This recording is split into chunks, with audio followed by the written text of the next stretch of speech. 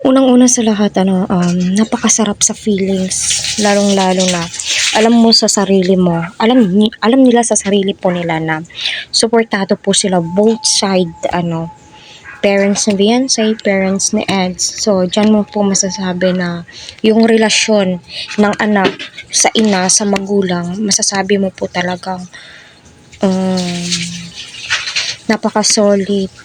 No, hindi po sila humahadlang. Bagkus pinagdarasal nila, palagi din nasa bukang bibig nila, nasa kanila yun. Andito lang kami sumusuporta, gumagabay kasi sila naman po yung mag-workout dyan. Lalong-lalo na po yung sinabi ni tatay na saan ba si Beyonce? Andon kay Kalingap Edo, naghatid ng prutas dahil nga may sakit ito. So, dyan mo po masasabi na si tatay ay suportado kahit si nanay. Very open po sila. So, tayong mga magulang, andito lang naman po tayo, no? Nagbibigay ng advice kung ano yung nakakabuti para sa kanila. Kasi, once nahahadlangan mo po yan sila, lalong-lalong mag-i-eager po yan sila. Yung tipong,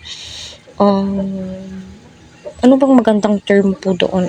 Para sa akin, blessed po sila, no? In so many ways. Blessing po yan, para sa magulang na makahanap ng isang lalaki, ang kanilang anak na nakasuporta, respetado yung lalaki, malaki yung respeto sa magulang ng babae. Alam nyo, thankful po tayo dyan kasi bihira lang po tayo makahanap ng lalaking ganito. At alam naman po natin, basta Kalingap Edo, wala na po tayong dapat pang sabihin, magbigay ng advice kasi unang-una sa lahat, good Samaritan po yan eh. Alam po niya kung ano po yung mas nakakabuti, alam po niya yung tawag niya to, hanggang saan siya, yung boundaries po niya eh. Kita naman po natin, pumupunta si Eds, bumibisita, which is napakalaking tulong po yun as a viewers and supporters po ng EDSI. So, dyan mo po masasabi, uy, grabe pala tong taong to, mapagmahal sa babae. Deserve po talaga nila yung tulong at blessings po, 'di ba?